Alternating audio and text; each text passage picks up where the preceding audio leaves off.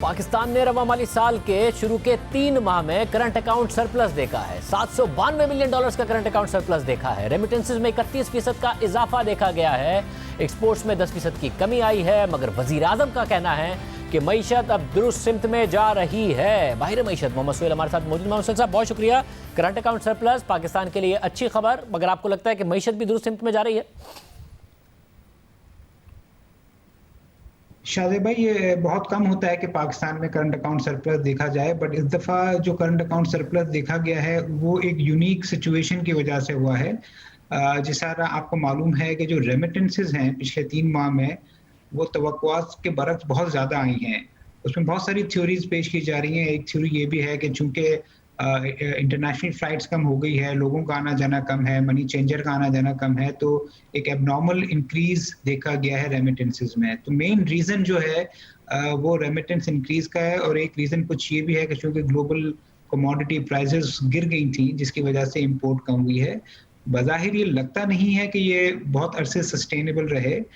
दूसरी जानिब current account surplus तो पाकिस्तान में हो गया है, मगर पाकिस्तान का मसला जो हमेशा से रहा है, जो आज भी मौजूद है, वो है एक्सटर्नल अकाउंट जो है वो मजबूत नहीं है। आज भी जो हमारा रिजर्व है, जो पिछले 3 हफ्ते में करंट अकाउंट सरप्लस के बावजूद $1 बिलियन गिर गया है, और कोई वो $12 बिलियन के करीब है, जिसमें से 5-6 बिलियन जो है वो स्वैप्स के जरिए बोरोइंग की हुई है।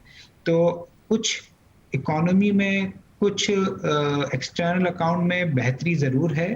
ओवरऑल इकोनॉमी में ग्रेजुअल रिकवरी बिल्कुल देखी जा रही है, मगर ये रिकवरी, जिस तरह मैंने आपको बताया, जो एक्सटर्नल अकाउंट का जो फंडामेंटल इशू है जो बरकरार है, उसकी वजह से ये रिकवरी फ्रेजाइल भी होगी और अनइवन भी होगी।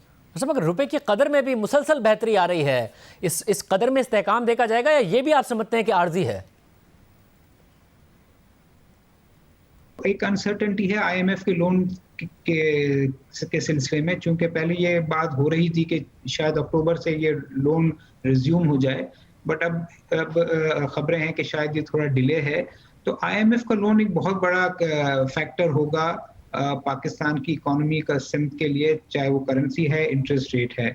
तो अगर ये आईएमएफ का लोन पाकिस्तान का शुरू हो जाता है या रिज्यूम हो जाता है, अज्यूम करें जनवरी से, तो आईएमएफ की कंडीशन होगी कि आप अपने नेट फॉरेन एक्सचेंज रिजर्व्स को बढ़ाएं।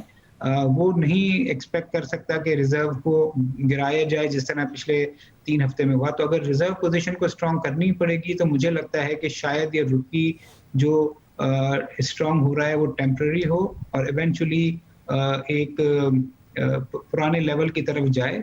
बट ये डिपेंड सारा करता है कि पाकिस्तान का आईएमएफ के साथ कब एग्रीमेंट होता है और किन टर्म्स एंड कंडीशंस पे होता है, क्योंकि ये एक नई दुनिया है। क्योंकि आईएमएफ का प्रोग्राम तो वैसे स्टैंडर्ड होता है, मगर हो सकता है कि वायरस की वजह से जो रिलैक्सेशन पहले पाकिस्तान जैसी इकोनॉमी, हुकूमत को नहीं मिलती थी, जो इस दफ़ा मिल जाए। तो ये करेंसी और इंटरेस्ट रेट में मेरे ख्याल में बहुत बड़ा फैक्टर है कि पाकिस्तान हुकूमत का आईएमएफ से नया एग्रीमेंट किन टर्म्स एंड कंडीशन पे तय होता है।